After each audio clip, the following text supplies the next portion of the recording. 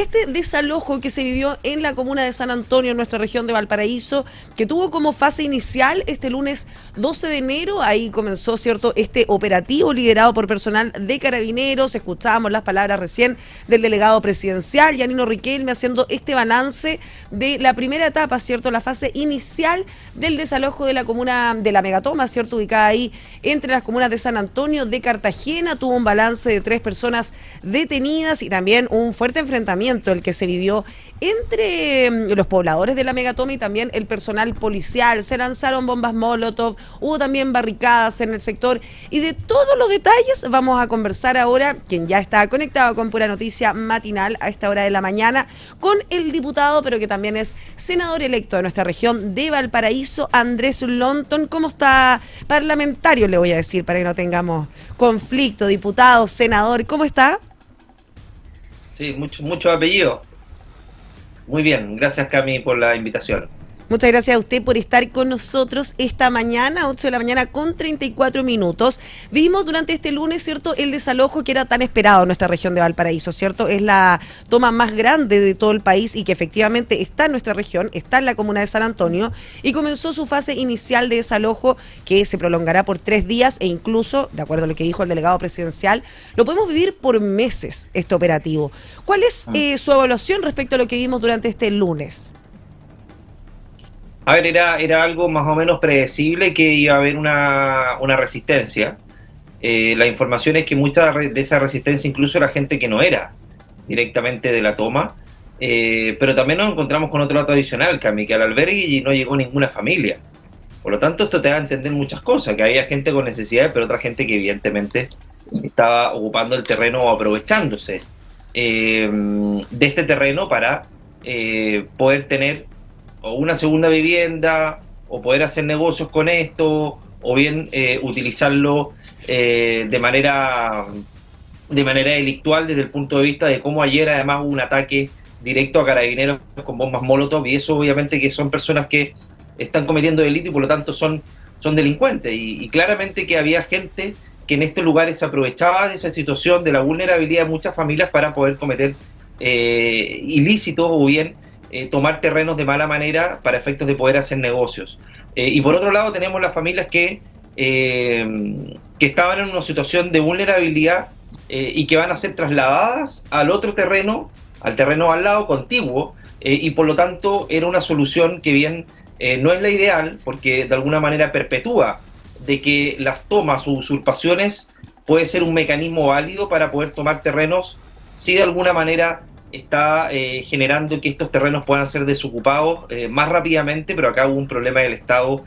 Cami, evidentemente, porque la demora, el retraso, la permisividad, la condescendencia, frases desafortunadas como la del ministro Montes cuando dijo que esto era un problema entre privados, dejaron crecer esta megatoma, y cuando crecen las megatomas se generan estas fuerzas que son muy difíciles de combatir desde el punto de vista de la sinergia que se crea cuando un terreno es ocupado por tanta gente, y claramente que eso dificulta el trabajo de Carabineros, y por lo tanto la lección es que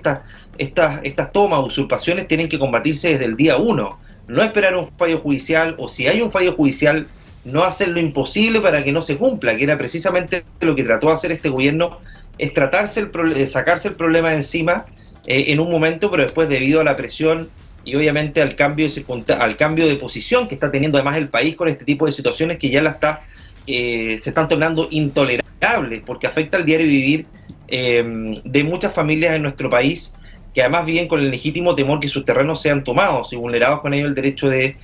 propiedad, entre otras cosas. Generó un cambio en el gobierno, pero claramente que esto se podría haber hecho de mejor manera. Sin perjuicio de eso, Camille, me parece que esto está avanzando. Ayer por lo menos el reporte fue de que se logró despejar el perímetro necesario, el cual se tenía contemplado, porque llegaron las maquinarias a tiempo, conjuntamente con el actuar de Carabineros, y me parece que dentro de todo fue una jornada en donde se pudo hacer el trabajo que estaba contemplado por parte de las policías. Bueno, usted bien lo decía, ¿cierto, diputado? Se dejó pasar mucho tiempo. Este asentamiento irregular comenzó el año 2020. Son más de 4.000 las familias ya que viven en estas 215 hectáreas, por lo que se preveía, ¿cierto?, que no sería un desalojo fácil. No era esperado que no fuera pacífico, ¿cierto? Hubo 3 detenidos, uno es por realizar, ¿cierto?, barricadas, las otras 2 personas son por transportar neumáticos para realizar barricadas. Así que claramente era lo que se esperaba, ¿verdad? Que como es tanta gente la que vive en este lugar, que fuese un enfrentamiento de proporciones el que se viviera durante este lunes, por efectivamente es mucho el terreno que está ocupado en esta parte de San Antonio. Por otro lado, tenemos un cambio de gobierno, ¿cierto?, ya prácticamente a la vuelta de la esquina. El 11 de marzo, ¿cierto?, asumirá el presidente electo, José Antonio Kast. ¿Cómo proyecta usted el trabajo que se viva durante los próximos meses respecto a la megatoma y a este tipo de asentamientos irregulares en nuestro país? A ver, por el discurso de José Antonio Kast y parte también del programa tienen que ver con que este tipo de cosas son intolerables y que hay que aplicar la ley. Algo que ha dejado de ocurrir en nuestro país de un tiempo a la parte, es decir, en nuestro país pareciera ser que la ley se aplica para quien generalmente la cumple, pero al que la incumple constantemente no se le aplica la ley, es decir, se hace caso omiso o se mira para el lado. Y el discurso de José Antonio Kast ha sido muy claro en ese sentido, no dejar que las tomas, que las usurpaciones empiecen a ganarle terreno a las familias que quieren defender lo suyo, que legítimamente tienen y que quieren proteger. Y en ese sentido aplicar la ley de usurpaciones a rajatabla, como corresponde, de acuerdo a lo que aprobó el Congreso, que es la ley vigente, hay que hacerlo desde la A hasta la Z, es decir, hay que aplicar la ley en su plenitud. Y para eso, claramente que este tipo de situaciones no solamente son intolerables, sino que además están generando focos muchas veces de crimen organizado, narcotráfico, delincuenciales, donde se albergan, donde se protegen y donde tiene su centro de operaciones muchas veces el crimen organizado, precisamente ante la pasividad, desidia o bien permisividad del Estado, como ocurre en muchos lugares en nuestro país, donde carabineros o bien las policías no ingresan precisamente porque hay una decisión política de que esto no ocurra. Este gobierno, o el gobierno que viene, mejor dicho, ha tenido una posición muy clara con respecto a eso. La ley se tiene que aplicar, no importando quién está enfrente, y en ese sentido esto también es parte de devolver la tranquilidad a muchas familias que tienen que convivir con situaciones bien desagradables en el día a día y donde ven vulnerados y conculcados derechos básicos. Entonces a mí me parece que la firmeza, el carácter, la decisión que tiene que ver también con un clima en el país, Cami, que está absolutamente cansado y agotado de que finalmente sean puestos en la fila quienes incumplen la ley en perjuicio de quienes las cumplen. Por ejemplo, familias que llevan muchos años esperando en comités de vivienda, postergados de manera absolutamente irracional, tiene que volver a generar un cuestionamiento desde el punto de vista de cuáles son las prioridades de nuestro país y quiénes son los primeros que tienen que estar en la fila. Y en ese sentido, al menos José Antonio Kast ha sido muy claro, muy duro y muy contundente respecto a cuál es el camino que tiene que transitar nuestro país en los próximos meses y años. Por otro lado, este desalojo, ¿cierto?, se lleva a cabo debido a, tras este desalojo, ¿cierto?, habrá una expropiación de parte de este terreno. Son 100 las hectáreas que serán expropiadas finalmente para la construcción de un proyecto habitacional. ¿Qué opina usted de este proyecto habitacional que se emplazará en este sector? Ahora, a mí me parece que es algo que va a demorar muchos años. Primero hay que analizar si es que la expropiación es legítima. Nosotros hicimos una presentación a Contraloría porque creemos que no se puede utilizar un fallo judicial y el fallo judicial disfrazarlo de una expropiación, es decir, justificar a propósito de un fallo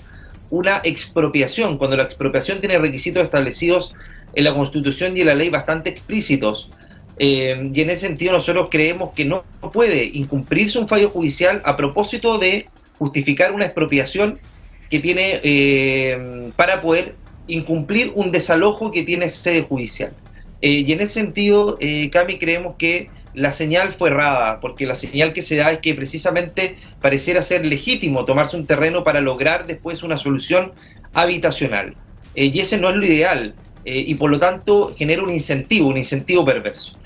Ahora, dicho eso, si es que se avanza en esta línea y finalmente se van a expropiar estos terrenos, nosotros creemos que primero en la fila tienen que ponerse aquellos que han esperado años y que están esperando sus subsidios y su solución habitacional ya sea en este o en otro terreno. Y en ese sentido, ser justo respecto a quienes fueron engañados, fueron estafados, de los cuales hay algunas familias que claramente están en esa situación, y detectar con precisión y claridad qué familias aprovecharon o qué personas se aprovecharon de esta situación para efectos de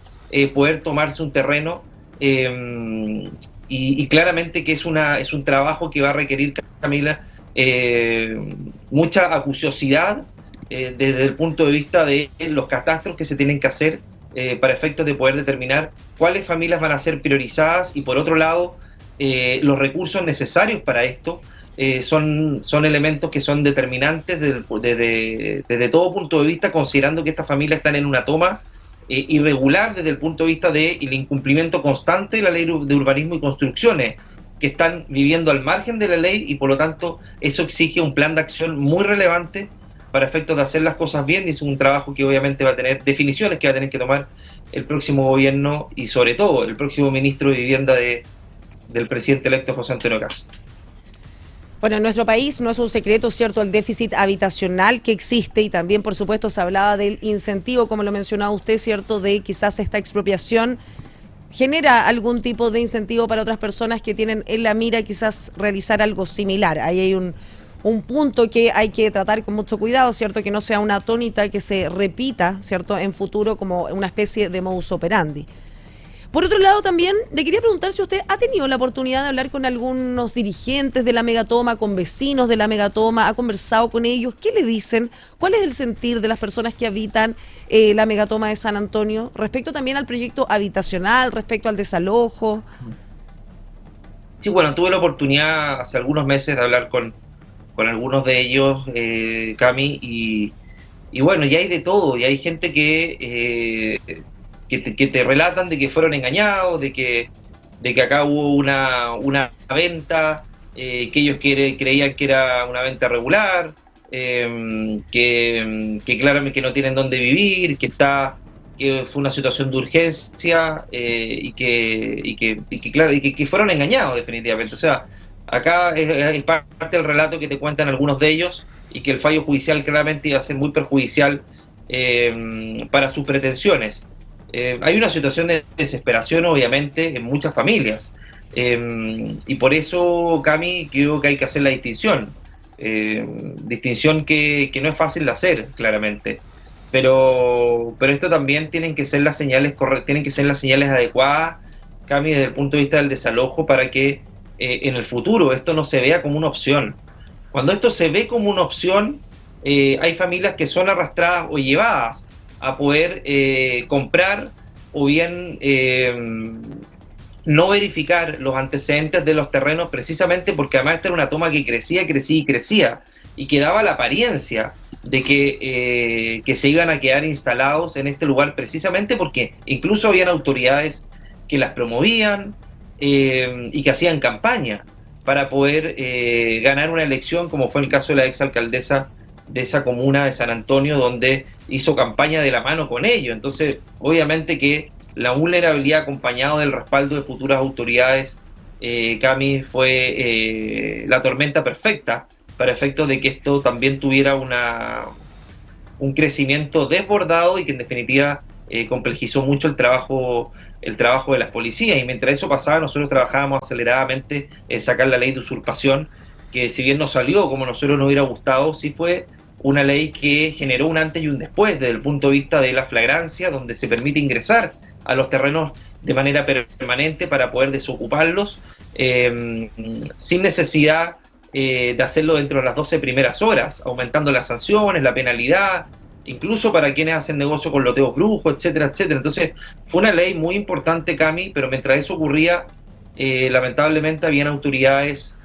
o este gobierno en un comienzo que era bastante cómplice desde el punto de vista de la permisividad y condescendencia que tenían con las tomas y usurpaciones. Yo te quiero recordar también lo que pasaba en Quilpué. En Quilpué este gobierno no quería ejecutar el fallo, lo postergaron y hacían caso omiso o miraban para el lado. Y por lo tanto esas señales son erráticas, señales que en definitiva afortunadamente se están quedando atrás. Pero se están quedando atrás, no sé si por un tema de convicción u oportunismo, o bien alguna táctica política para efectos de, considerando la situación que está viviendo nuestro país, donde la gente mayoritariamente está rechazando este tipo de situaciones. Ayer veíamos una persona que hablaba de cuánto recibía mensual, y eso generaba también bastante rabia o indignación en algunas familias que ganan bastante menos y tienen que arreglárselas con lo que tienen. Entonces, este tipo de situaciones, Cami, está generando también una disconformidad que está haciendo algunos que tenían unas convicciones ideológicamente bien marcadas, donde este tipo de cosas la veían con... no le veían problema a este tipo de situaciones, está generando un cambio en ellos que espero que sea por convicción, como son algunas autoridades de este gobierno, y no sea un oportunismo, precisamente por la situación que está viviendo nuestro país desde el punto de vista de el rechazo ciudadano a este tipo de situaciones. Y esperamos también que este desalojo marque un tipo de precedente, no solo a nivel regional, sino que también a nivel nacional, ¿cierto? De que estos terrenos que, si bien no están ocupados quizás por sus propios dueños, no significa que son tierra de nadie. Nosotros veíamos como en la Megatoma, que era prácticamente un barrio establecido. Estaban organizados, se veían las calles, había una cancha de fútbol, había negocios, o sea, era prácticamente todo un barrio que estaba emplazado en este sector y que era completamente ilegal. Los negocios dudo que puedan tener patentes, ¿cierto?, si no es un local establecido. Todo al margen de la legalidad, también. Todo funcionaba al margen de la legalidad, no había fiscalización, no había control, o sea, era como tierra de nadie, y esto ocurre también en la toma Yevida en San Felipe, donde hay verdaderas ciudadelas dentro de estas tomas, donde operan muchas veces negocios ilícitos, tráfico de drogas, esto al margen del control estatal, y cuando eso ocurre, el Estado de Derecho empieza a quedar al margen, y se empiezan a generar ciertas verdaderas autonomías dentro de estas tomas o terrenos irregulares, lo que hace obviamente que se limite, que se merme el Estado de Derecho respecto a terrenos donde el Estado debería tener pleno control de lo que ocurra ahí. Y esto genera, como te decía, incentivos de que vivir al margen de la legalidad es algo permitido o es algo aceptable. Y eso empieza a generar caos en general en la sociedad porque se genera esta suerte de desafección a las reglas. Y cuando se genera desafección a las reglas, claramente se genera una situación de irregularidad permanente que empieza a darle espacio a ilícitos, a tomas, a delitos, A donde situaciones, finalmente ciertas incivilidades, ¿cierto, senador? ¿Cómo? A incivilidades, ¿cierto? Usted también hablaba de la toma Calicheros en Quilpué, y es imposible que no se nos venga a la cabeza el asesinato del empresario Alejandro Correa en la comuna de Concón, que sin duda nos marcó el año 2020 en plena pandemia, ¿cierto? Estábamos ahí al inicio de la pandemia cuando vimos este terrible crimen en la comuna de Concón, que tenía relación, querramos o no, ¿cierto? Tenía relación con la toma Calicheros en Quilpué. Así es, lo de Calichero es el fiel reflejo de que el Estado de Derecho desapareció, estuvo ausente durante muchos años. El liderazgo ahí de la abogada Janet Bruna, de la alcaldesa Carolina Corti, y sobre todo de la hija de Alejandro Correa, fueron fundamentales, porque si eso no hubiera ocurrido, si no se hubiera visibilizado, si no hubiera habido una lucha permanente para poder erradicar y sacar esta toma, la verdad es que el Estado o bien el gobierno de turno, en este caso del presidente Boric, probablemente no hubiera sopesado o no hubieran cambiado sus convicciones o no los hubieran dejado al lado esas convicciones para efectos de hacer cumplir fallos judiciales. El cumplir fallos judiciales es imperativo, es propio de los estados de derecho y la separación de los poderes del Estado hacer cumplir fallos judiciales. Y cuando la autoridad no cumple fallos judiciales, estamos en el peor de los mundos, porque lo estamos diciendo a la gente que las autoridades que tienen la primera obligación de hacer cumplir órdenes estatales, en este caso de otro poder del Estado, se puede dejar de lado con tal de imponer una visión política, y la visión política siempre tiene que estar subyugada a el cumplimiento de la ley, al cumplimiento de las reglas, al cumplimiento de nuestra Constitución, y cuando eso no ocurre se empieza a generar y se empieza a tener el espacio para que este tipo de situaciones ocurran con mayor normalidad y con mayor frecuencia, y eso obviamente genera desorden, y genera también un incremento de delitos en nuestro país, sobre todo porque quienes pretenden tomarse, usurpar terrenos, ven que hay una debilidad del Estado, y cuando el Estado está débil, obviamente que eso genera el espacio para que el crimen organizado, para que los delitos y para que situaciones ilícitas avancen con mayor regularidad, como lo hemos visto en nuestros últimos años en nuestro país. Diputado de Renovación Nacional, bien digo, senador electo también de nuestra región de Valparaíso, Andrés Lonton, muchas gracias por estar en Pura Noticia Matinal durante esta mañana. Muchas gracias a ti, Cami, por el contacto. Que tenga un muy buen día y nos vemos en una próxima oportunidad. Igualmente, chao, chao.